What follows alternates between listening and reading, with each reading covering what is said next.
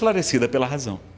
Então, os judeus não leem a Bíblia ao pé da letra como algumas igrejas da atualidade, mas alguns pentecostais, neopentecostais, que se chamam de evangélicos, mas eu costumo dizer que nós somos mais evangélicos do que os evangélicos, porque eles se apegam muito ao Antigo Testamento, como nós vamos ver aqui hoje, enquanto que nós buscamos muito o Novo Testamento, sobretudo o Evangelho de Jesus. Nós somos mais evangélicos do que eles, pentecostais, neopentecostais. Na verdade, vamos ver aqui se isso é verdade. Bom, e na Revista Espírita de 1863, é permitido evocar os mortos, já que Moisés o proibiu. Tem uma comunicação mediúnica com esse título, mas antes Kardec vai falar sobre proibição de evocar os mortos. E Kardec falou tão bem que eu achei preferível mostrar a mensagem dele, o comentário dele.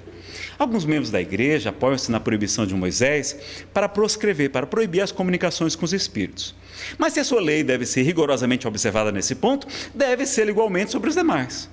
Porque seria boa em relação às evocações e má em outras partes. É preciso ser consequente. Se para certas coisas reconhece que sua lei já não se harmoniza com os nossos costumes da nossa época, não há razão para que não se dê o mesmo com a proibição das evocações.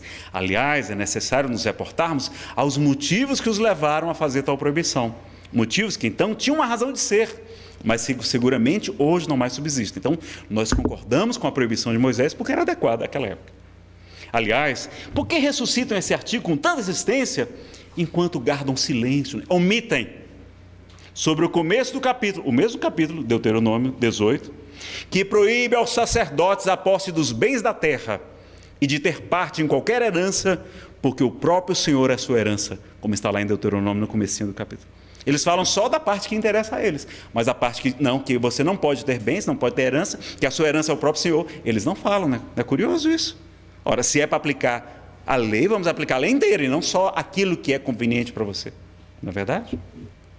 Mas Jesus não veio de modificar a lei mosaica, sua lei não é o código dos cristãos, não disse ele, eu vejo o que foi dito e tal.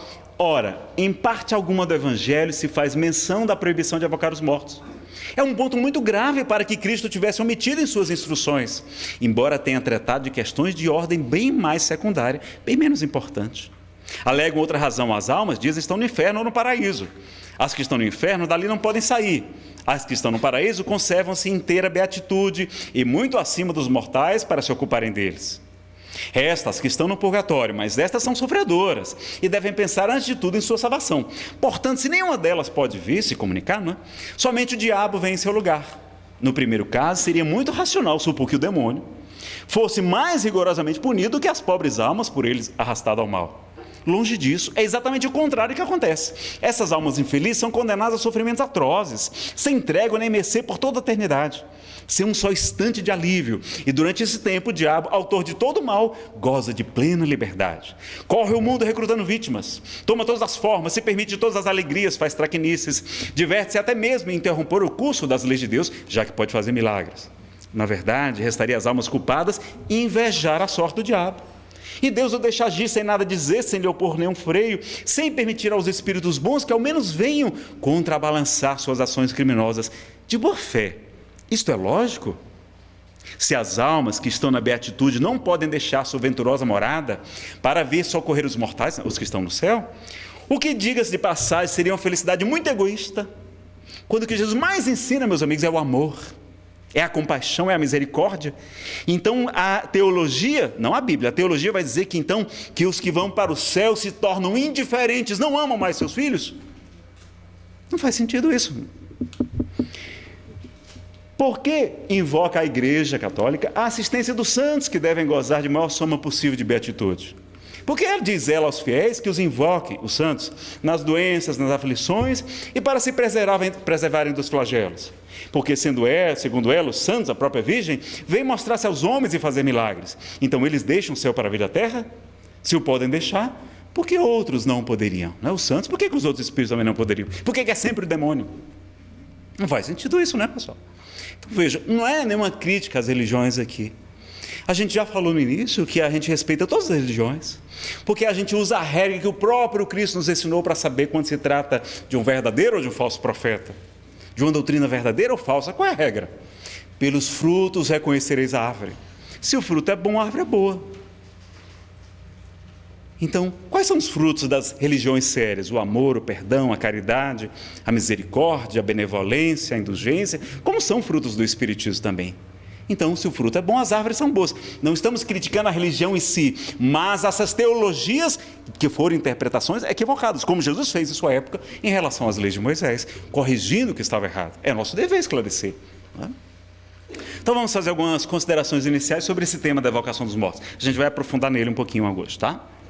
Bom, primeira coisa, a grande maioria dos opositores não são pessoas isentas, né? São pastores, são padres. Por quê? Porque desejam continuar recebendo recursos financeiros de seus fiéis. Eles não são voluntários. Ora, se eu, ou Batista, ou Bittencourt, qualquer um de nós aqui, todos os trabalhadores espíritas são voluntários. Diretores, presidente da federação, todos voluntários. Se eu me convencer que o espiritismo está errado, eu tenho plena liberdade para deixar e me tornar um outro religioso, não é verdade? Mas o pastor que sobrevive do salário, do percentual que arrecada da igreja, ele pode deixar? Mais difícil, né? O padre que tem o seu salário, a sua moradia, a ordem da sua hierarquia religiosa de seguir tal ou tal coisa, ele pode abandonar? É mais difícil também, não é? Então não são isentos.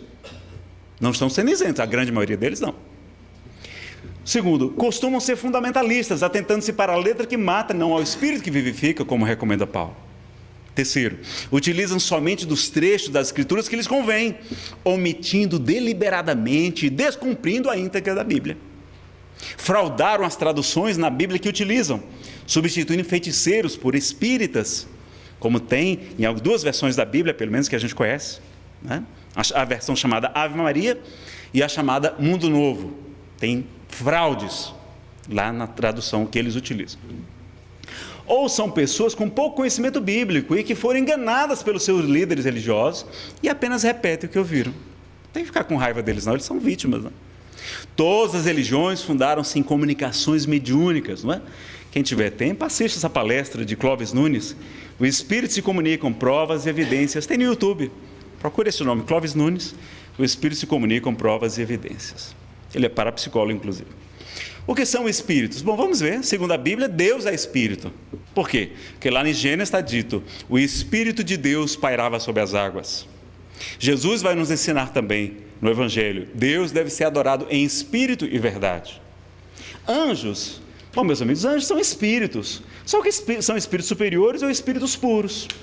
Vem do grego agnos, ou do latim angelus, que significa mensageiro. Anjo é igual a mensageiro. Então, quando João Batista está preso e ele manda seus seguidores perguntarem a Jesus se Jesus era o Messias, ele manda mensageiros. Como é que está lá no texto grego? Manda anjos. Em grego está lá anjos, não é? Agnos. Então, é mensageiro, inclusive até encarnado, não somente desencarnado, não é? Então, para nós, Deus não cria privilégios, os anjos são nossos irmãos mais velhos, espíritos puros, mais evoluídos, tem os espíritos superiores, tem os santos, tem mais gente aqui, marromeno bom, marromeno ruim, e tem os espíritos atrasados, que são os demônios, são nossas vítimas de vidas anteriores, porque a cada um segundo suas obras. Por que Deus vai permitir que eu seja atormentado por um espírito, se é cada um segundo suas obras, se eu sou inocente? Não somos inocentes. E há espíritos maus, realmente, dedicados a combater as igrejas, as religiões, como a gente sabe também, não é? Na Bíblia também, a palavra Deus é sinônimo de espíritos. Está lá no Salmo 82, vós sois deuses e filhos do Altíssimo todos vós. Está dizendo que a gente é Deus? Deus com D maiúsculo? Não. Como Jesus pergunta, não está escrito, vós sois deuses? Está lá. Ou seja, não está escrito, vós sois espíritos e chegaremos à condição de espíritos superiores, de anjos também? Demônios ou daimones, não é? O Haroldo Dutra Dias até preferiu deixar daimones, porque em grego daimone não é demônio, não é Satanás, não é diabo. É, na verdade, gênio, espírito. Pode ser um bom ou mau espírito. Mas está utilizado na Bíblia como espíritos impuros, espíritos atrasados, que são pessoas que nós prejudicamos. E Espírito Santo Nazareno, né? Nas igrejas se comunica com o Espírito Santo. Minha irmã é protestante, na igreja dela, a fulaninha está profetizando, o Espírito Santo está falando por ela. Ou então, né, Deus está me falando. Bom, a gente respeita. Mas se a gente vai estudar o grego, nosso querido Carlos Torres Pastorino, que era católico, que visitou o Vaticano, um teólogo de mão cheia, professor de grego aqui da UNB, ele vai dizer que no grego, quando não está escrito o artigo definido o, a tradução correta é um, ou seja, quando tem o artigo, você traduz como o, mas quando não tem, é um, é artigo indefinido. Portanto, não há um único, mas vários Espíritos Santos. Em várias passagens, a melhor tradução seria um Espírito Santo, e não o Espírito Santo, mostrando que há Espíritos Santos, e outros nem tanto santos assim, não é? A gente vai ver pastores profetizando, irmãos nas igrejas e tal, e aí o problema é que eles não conhecem o livro dos médiuns, e muitas vezes são enganados. Aí depois está lá o pastor respondendo, né, sendo destituído, apesar dele se dizer inspirado pelo Espírito Santo. E Kardec vai ter muita lucidez quando percebe desde o início que os espíritos nada mais são do que as almas dos homens e mulheres que já viveram. Então tem espírito que sabe tanto quanto nós, tem espírito que sabe menos do que nós. E alguns raros espíritos superiores que, claro, sabem mais do que nós. Mas espírito católico continua católico no mundo espiritual. Protestante não é assim, não existe essa imposição. Mas chega a hora de reencarnar, eles são esclarecidos a respeito do renascimento. Tanto que João, na sua primeira epístola, vai dizer: não creiais em todos os espíritos, não acrediteis em todos os espíritos, mas verificai, provai antes quais os que são de Deus, mostrando que tem espírito que é de Deus, tem espírito que não é tão de Deus assim, não é? A Bíblia está recheada de fenômenos mediúnicos em toda parte, não é? O próprio Moisés era médium. Moisés via a sarça ardente queimando sem se consumir, escutava a voz dos anjos, escutava Yahvé, não é? Promoveu os fenômenos extraordinários. E a gente vai ver então aqui a proibição. E como é Nazaré na posição atual da Igreja Católica? Bom, isso aí pode até ter gente desatualizada, mas o Papa João Paulo II disse na Basílica de São Pedro para 20 mil pessoas, em 83, o diálogo com os mortos não deve ser interrompido, pois na verdade a vida não está limitada pelos horizontes do mundo.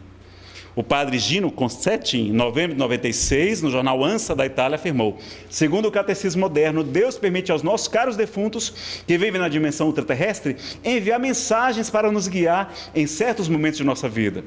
Após as novas descobertas no domínio da psicologia sobre o paranormal, a Igreja decidiu não mais proibir as experiências do diálogo com os trespassados, na condição de que elas sejam levadas com finalidade séria, religiosa, científica, como o Espiritismo faz.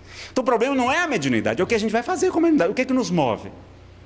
Uma faca é uma coisa boa ou uma coisa ruim, pessoal? Orar é uma coisa boa ou uma coisa ruim? Orar, depende, né? Se eu orar para o bem da pessoa é uma coisa boa, mas se eu orar para o mal da pessoa não é uma coisa ruim? Uma faca pode ser usada para cortar o pão, saciar a fome, pode ser utilizada para fazer uma cirurgia, o bisturi é uma faca, mas eu posso utilizar a faca para prejudicar o meu semelhante. Então a mediunidade é a mesma coisa, se for utilizada séria, de maneira religiosa, de maneira gratuita, dai de graça o que de graça recebestes. Se for utilizada santamente, como Kardec fala, é algo bom, porque pelos frutos se conhece a árvore. E no programa fantástico da Rede Globo, 2001, também na entrevista a Ilse Scaparini, quando questionado: o que o senhor pensa sobre o Espiritismo? O padre Concetti responde: o Espiritismo existe. Há sinais na Bíblia, na Sagrada Escritura, no Antigo Testamento, mas não é do modo fácil como as pessoas acreditam. Nós não podemos chamar o espírito de Michelangelo de Rafael. Só eles, espírito tem ocupações, tem vontades próprias. Às vezes não podem, às vezes estão até sofrendo, estão em condições. Tem espírito dormindo no mundo espiritual, a gente vê na série A Vida no Mundo Espiritual de André Luiz. Mas como existem provas nas Sagradas Escrituras, não se pode negar que existe essa possibilidade de comunicação. Está aí o linkzinho no Panorama Espírita, esse artigo. Frei Boaventura Kloppenburg, no livro Espiritismo e Fé, afirma que os católicos admitem: A, que os falecidos não rompem seus laços com os que ainda vivem na terra. B, que eles podem, portanto, nos socorrer e ajudar. C, que os espíritos desencarnados podem manifestar-se ou comunicar-se perceptivelmente conosco. D, que tais manifestações podem ser dois tipos: espontâneas e provocadas. As espontâneas são as que têm sua origem ou iniciativa no além, como a do anjo Gabriel, quando aparece a Maria. As provocadas são as que têm sua iniciativa no mundo físico, como, por exemplo, o caso do rei Saul, que evocou Samuel por meio da pitonisa, né, de Endor, lá em livro de Samuel. Então, quem tiver mais interesse, o nosso tempo já está esgotando, procure esse site, espiritoimortal.com.br. O autor é Morel Felipe Wilcom. É um dos maiores estudiosos de Bíblia e Espiritismo que eu conheço. Ele tem uma palestra chamada A Bíblia Proíbe o Espiritismo, Deus Proíbe a Comunicação com os Espíritos, está no YouTube, e no site tem ela escrita, você vai lá, todas as referências bíblicas, está tudo lá, né, escrita, 1 hora de palestra só sobre comunicação, né, sobre a evocação dos Espíritos, tá? Então vejam lá, a proibição de Moisés. Então lembrando que fraudaram algumas traduções bíblicas, a tradução da versão Ave Maria e Novo Mundo, inclusive dos Testemunhos de Jeová, né? Está lá. Aí eles não, Deuteronômio proibiu. Vamos ver o que é que diz Deuteronômio? É da época de Moisés, tá? Atribuído a Moisés. Quando entrares na terra que o Senhor teu Deus te der, não aprenderás a fazer conforme as abominações daquelas nações. Entre ti não se achará quem faça passar pelo fogo, ou a sua filha, o seu filho ou a sua filha, nem adivinhador, nem prognosticador, nem agoureiro, nem feiticeiro, nem encantador, nem quem consulte a um espírito adivinhador, nem mágico, nem quem consulte os mortos. A única parte que ele está falando da gente aqui é quem consulte os mortos. E a gente não faz consulta propriamente não, vocês vão ver. Pois todo aquele que faz tal coisa é abominação ao Senhor. E por essas abominações o Senhor teu Deus os lança fora diante de ti. Perfeito serás como o Senhor teu Deus. Porque essas nações que hás de possuir, ouvem os prognosticadores e os adivinhadores. Porém a ti o Senhor teu Deus não permitiu tal coisa. Estão vendo as palavras todas que eu marquei, não é? E agora em Levítico. Não vos virareis para os adivinhadores e encantadores, não os busqueis, contaminando-vos com eles. Eu sou o Senhor vosso Deus. Quando alguém se virar para os adivinhadores e encantadores para se prostituir com eles, não é deixar de ser fiel a Deus. A prostituição é nesse sentido no Evangelho, na Bíblia, muitas vezes. Eu, porém, me afasto contra ele e o extirparei do seu povo. O que é que ele está falando aí? Então, de adivinhadores, de feiticeiros, de encantadores, não é? De prognosticadores. E qual é o propósito disso? Pessoal, Moisés estava libertando o povo do Egito. O Egito era politeísta, boa parte da história do Egito era politeísta. Então as pessoas estavam consultando as pitonisas, os pitons, os hierofantes, a palavra para médium naquela época, e era uma mediunidade paga, as pessoas pagavam para a consulta, já começou meio atrapalhadinho, não é? E era para fazer trabalhos de magia. Não, eu quero que você me vingue daquela amante do meu marido. Quero que você mate, que morra fulano de tal, porque eu quero o posto dele. Eu quero saber o futuro e tal. Então, estavam sendo enganadas. As pessoas estavam sendo enganadas. Havia mistificação dos espíritos. Havia fraude tem até hoje, né? E também o comércio, a adoração de outros deuses, de outros espíritos. E Moisés fez aquilo também para manter o controle daquele povo grosseiro e ignorante. Se eles começassem a ouvir outros espíritos, eles não iriam escutar mais a Moisés. Então precisava proibir. Foi correto. O Espiritismo concorda com a proibição de Moisés. Nós não tínhamos conhecimento disso, não. Agora veja que o próprio Moisés tinha 70 anciões médiuns. Está lá no livro de Números, 11, 24 a 30. Vamos ver o que é que diz o livro? E saiu Moisés e falou as palavras do Senhor ao povo. E ajuntou 70 homens dos anciãos do povo e os pôs ao redor da tenda. Então o Senhor desceu na nuvem, ectoplasma, não é uma palavra espírita, é de Charles Richer, pai da metapsíquica. Ele falou, e tirando do espírito que estava sobre ele, o pôs sobre aqueles 70 anciãos. E aconteceu que quando o espírito repousou sobre eles, profetizaram. Profetizar é da comunicação mediúnica, mas depois nunca mais. Porém no arraial ficaram 2 homens, 2 anciões. O nome deles, de um era Eldade e o outro Medade. E repousou sobre eles o espírito, porquanto estava entre os inscritos, ainda que não saíram à tenda, e profetizavam no arraial, davam comunicações mediúnicas no arraial, onde estavam as pessoas. Então correu um moço e anunciou a Moisés e disse, Eldade, Medade, profetiza no arraial. E Josué, filho de Num, servidor de Moisés, um dos seus jovens escolhidos, respondeu e disse, Moisés, meu senhor, proíbe-lhe, porque estava proibido, como é que ele podia se comunicar com os espíritos? Só podia no tabernáculo, só podia no local certo, privativo, que Moisés tinha os 70 anciãos. Porém Moisés lhe disse, tem tu ciúmes por mim? Quem dera que todo o povo do Senhor fosse profeta, e o que o Senhor pusesse o seu espírito sobre ele. Olha o que está lá no próprio livro também atribuído a Moisés, livro de Números. Então a gente já viu aqui, não é? O próprio Moisés. Agora, na verdade, eu estou com dúvida, e agora com quem que eu devo ficar? Olha, pessoal, vamos ser mais evangélicos? Fique sempre com Jesus. É isso que eu falo para meus irmãos evangélicos, protestantes, católicos. Na dúvida, fique com Jesus. Tão fácil, está lá no Evangelho. Faça como Francisco de Assis. Francisco de Assis não queria saber do Antigo Testamento, queria saber de Jesus, do Evangelho. Então, gente, por que não vamos fazer como Francisco faz? Vamos dar prioridade. Jesus tem muito mais autoridade do que Moisés. Né? E o que disse e fez Jesus? Tem a passagem da transfiguração, vocês todos conhecem, quando ele sobe no Monte Tabor, seu rosto brilha como o sol, as suas roupas ficam alvinitentes, e aparece, se materializa, inclusive, uma materialização, né? Havia os médios de efeitos físicos, João, Pedro e Tiago, ficaram com sono, doando fluidos, e se materializa os espíritos de Moisés e de Elias. Ora, o Moisés, o mesmo que havia proibido a comunicação, vem se comunicar. Ora, se fosse errado, por que Jesus permitiu? Por que Jesus daria um mau exemplo para nós? E por que Moisés, que havia proibido, veio comunicar-se, revogando a sua própria proibição? Não está claro isso em Jesus? Não é? Lucas vai encontrar outra ocasião em que Jesus comunica com espíritos, além dos espíritos atrasados que a gente viu, à torta e à direita, né? Dizendo: Pai, se queres, passa de mim este cálice, todavia não se faça a minha vontade, mas a tua. E apareceu-lhe um anjo do céu que o fortalecia, né? Que o consolava e que orientava. Então, por que a gente se comunica com os espíritos? Nós evangelizamos os espíritos, assim como Jesus pregou na mansão dos mortos. Vocês lembram que após a crucificação está lá, não é? Desceu até no terceiro dia, ressuscitou, subiu ao céu, até na igreja católica tem essa prece. Então nós estamos lá para evangelizar os espíritos, para consolar, para esclarecer, para orientar, para que ele pare com a obsessão, com a perseguição que ele está fazendo com aquela pessoa, para pregar o amor, a paz, a caridade, a misericórdia, ou então para exortá-los, os espíritos atrasados, a gente vai ser mais firme com eles, como Jesus o era.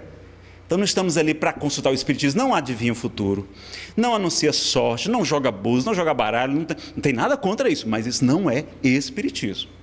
Que tem, aquela pessoa é médium, não, ela é, ou então ela diz até que ela é espírito, não, ela é cartomante, ela é quiromante, ela segue determinada religião, o culto afro-brasileiro, mas não é espírita.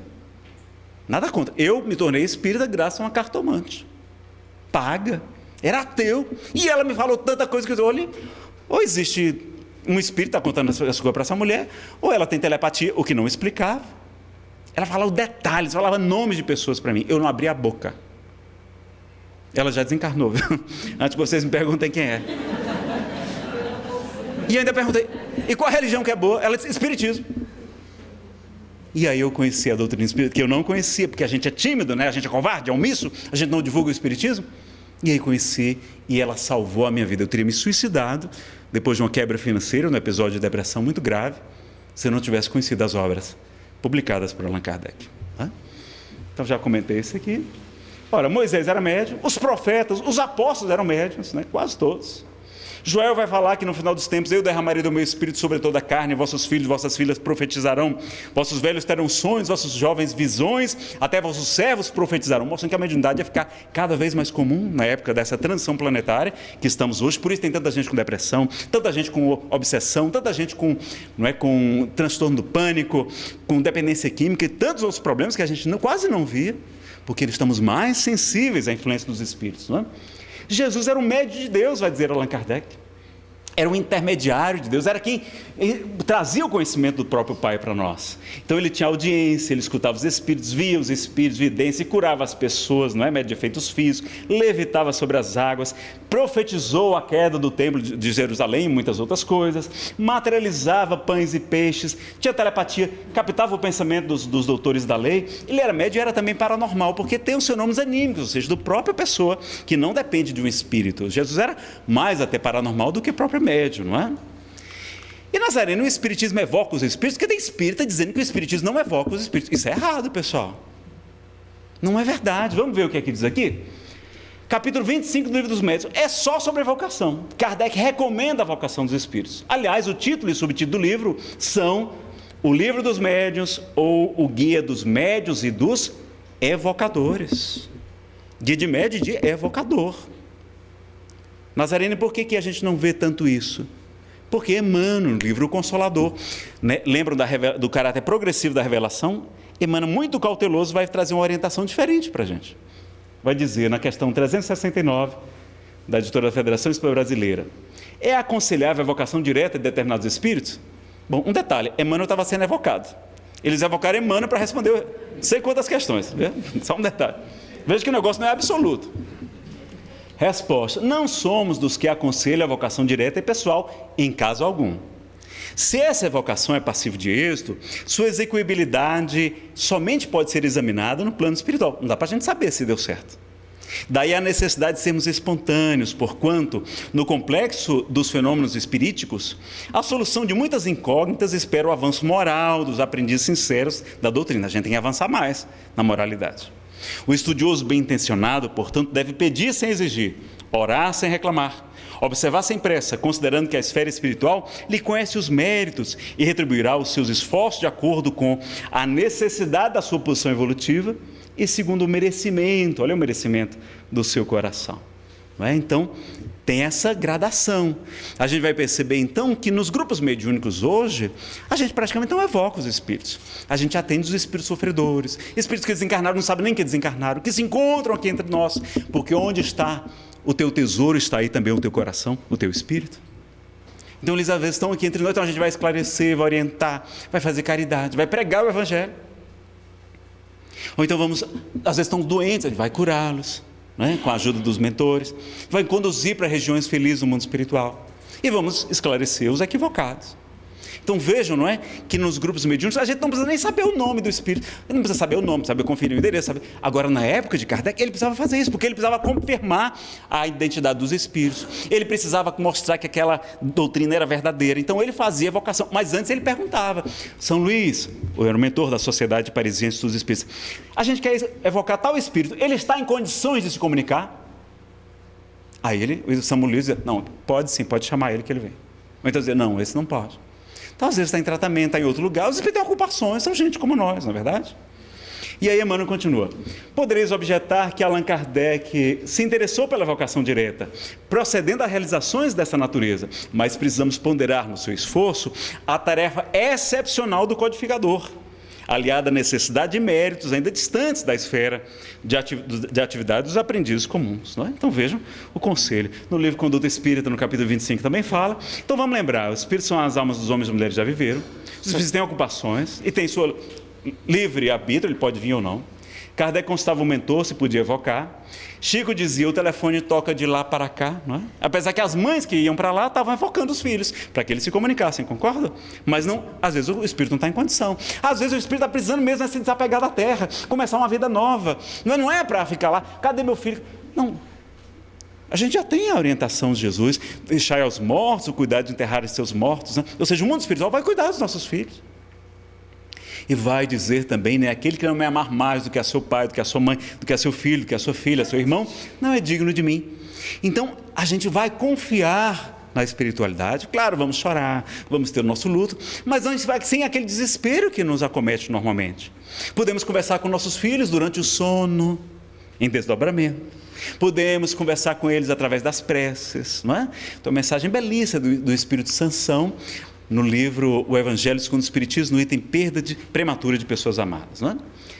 Kardec também vai utilizar sempre o controle da universalidade do ensino dos espíritos. Por quê?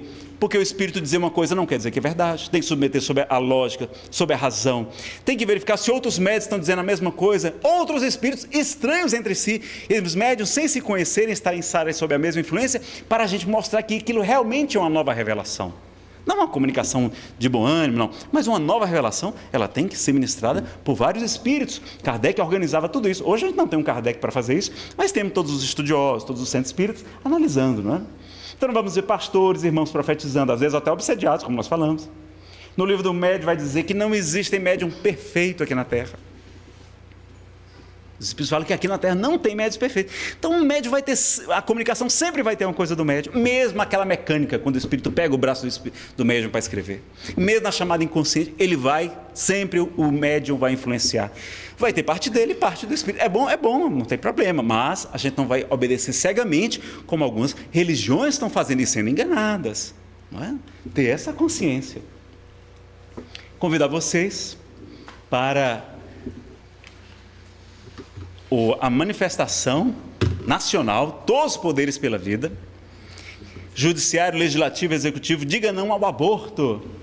Então, convidar todos vocês para participar dessa manifestação. Vai ser quarta-feira, sem ser esta agora, a próxima, dia 15 de fevereiro de 2017, a partir de 12h30, não é? A partir da hora do almoço, dá para a gente sair do trabalho, Se precisar ficar um pouquinho mais, a gente fala para o chefe, olha, eu vou ter uma atividade religiosa, vou precisar me ausentar, eu compenso depois, ele tem um dever, a obrigação de lhe atender, motivo religioso, e a gente termina no máximo 3 horas da tarde.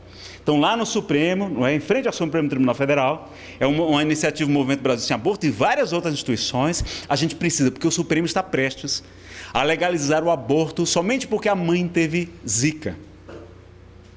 Mesmo que somente 1% é a pesquisa que tem, a própria descobridora da microcefalia e zika vírus, ela vai dizer que somente 1% das crianças desenvolvem microcefalia. E mesmo que fossem todas, por que as crianças deficientes, físicas ou mentais, têm que morrer? Então vamos defender não só a vida das crianças, mas também a vida das mulheres, porque a gente vai preservar a saúde, né, psíquica, mental, física, orgânica, a felicidade delas. Então vamos defender as crianças e vamos defender as mulheres também. Convido a todos vocês, quem pode ir nessa quarta-feira? Levante a mão, por favor. Vamos assumir um compromisso de ir lá defender a vida? Quem pode ir? Vamos levantar a mão. Quem pode ir? Vamos fazer esforço. Uma pessoa lá, mais uma lá, um outro, vamos lá. Vamos lá. A vez passada só tinha 3 espíritas lá, incluindo eu e minha esposa. Os espíritas estavam muito fracos, né? Então vamos participar, meus amigos, né? Vamos ter essa alegria de estar com Jesus. Para nós encerrarmos, então, uma poesia. Vamos falar sobre mediunidade? Bom, o médium é atrapalhadinho ainda, sou eu iniciando ainda, e um espírito amigo, né? Mas lembra muito o estilo de Casimiro Cunha, trouxe essa mensagem para a gente encerrar. Mediunidade é luz. Mediunidade é luz. Nas trevas da ignorância, conduzindo-nos a Deus Pai, pelas estradas da esperança. Jesus Cristo, nosso Mestre, modelo da humanidade, elevou-a aos altos céus, ensinando a cristandade. O pobrezinho de Assis amava tanto ao nosso Senhor, que lhe pede um dia a graça de compartilhar sua dor, elevando-se no amor, na paz e na humildade. Escutava a voz do Mestre, convidando-o à caridade. Ouvindo os santos da terra, a menina Joana d'Arc salva a França da guerra, ensinando-nos a coragem, surpreendendo reis e heróis. Na fogueira ensina aos seus, brilhando qual mil sóis, minhas vozes vêm de Deus. Allan Kardec, o codificador, missionário de Jesus, apresenta o Consolador e a terra envolve em luz. Rasga os véus do invisível, trazendo-nos a verdade. Os Espíritos do Senhor retornam pela santa mediunidade. Eurípides ouve o mais belo sermão do monte explicado, pela mediunidade fulgurante de um camponês iletrado. Na sexta-feira da paixão, o servo fiel de outrora, conclamando compaixão, trazia as luzes da aurora. Vicente de Paulo aparece e saúda o missionário. Maria de Nazaré esclarece a tarefa do educandário. Ivone do Amaral Pereira, entregando-se a Jesus, a heroína silenciosa se converte em bênçãos de amor e luz. Exemplifica o testemunho da fé e da humildade. Esparge os dons do Eterno em luzes de claridade. Um outro menino, Francisco, nas lutas da orfandade, fez de sua vida uma bênção de bondade. Para as mãezinhas sofridas, em textos psicografados, devolvia a esperança de seus filhinhos amados. Instrumento dócil e fiel, na mão de seus instrutores, traz-nos em centenas de livros as lições de seus mentores. Por isso, meu irmão, se traz a mediunidade, torna-te um celeiro de luz, abraçando a oportunidade. Nada temas, pois o Mestre há 2000 anos nos convida. Vem tu e segue-me hoje, eu sou o caminho, a verdade e a vida. Abraça a tua cruz, esparge o amor infinito, serve sempre com Jesus e Deus estará contigo. Então a gente agradece a paciência de todos vocês. Reforço o convite, então, para estarem conosco lá, em frente ao Supremo Tribunal Federal, 15 de fevereiro, quarta-feira, na manifestação do Movimento Brasil Sem Aborto. Muito obrigado, aqui é mais curto.